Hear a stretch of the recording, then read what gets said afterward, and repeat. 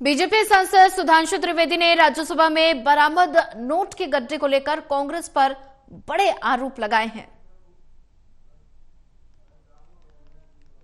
आज राज्यसभा में एक बड़ी घटना हुई है और सीधे इस वक्त बात करने के लिए हमारे साथ हैं बीजेपी के वरिष्ठ सांसद सुधांशु त्रिवेदी। सुधांशु त्रिवेदी जी, क्या हुआ था? आप वहां पर सदन में एक्चुअली जैसे ही राज्यसभा की कार्रवाई शुरू हुई, माननीय सभापति ने बहुत गंभीर और आश्चर्यजनक विषय संज्ञान में लाए कि कल कार्रवाई समाप्त होने के बाद जो रूटीन सिक्योरिटी चेकअप होता है उसमें सुरक्षा बलों को कांग्रेस साइड की बेंच में एक पर्टिकुलर सीट नंबर के ऊपर कुछ नोट प्राप्त हुए। यह अपेक्षा थी कि कोई आकर उसको क्लेम करेगा जिन लोगों का छूट गया होगा गलती से, परंतु आश्चर्यजनक रूप से कोई नहीं आया। अब इससे मन में संदेह उत्पन्न होता है, क्योंकि संदेह केवल निराधार नहीं है। कांग्रेस पार्टी का 30-40 साल से भ्रष्टाचार और काले धन से बड़ा गहरा नाता रहा है, तो या तो उनके पास इतना सारा था कि ये सब तो चिल्लर है, निकल गया, कौन सा फर्क पड़ता है, जाता है जाने दो, या फिर उनके पास इतना है कि हिसाब किताब रखने का वक्त ही नहीं है और उन्हें पता ही नहीं लगा कि कितना कहाँ चला गया।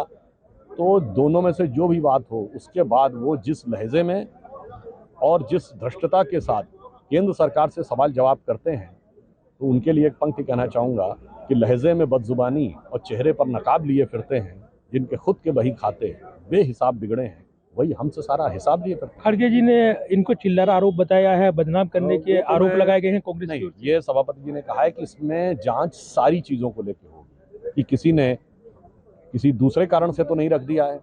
अब ये षड्यंत्र जो है वो खड़गे जी का सोचना एकदम सही भी हो सकता है।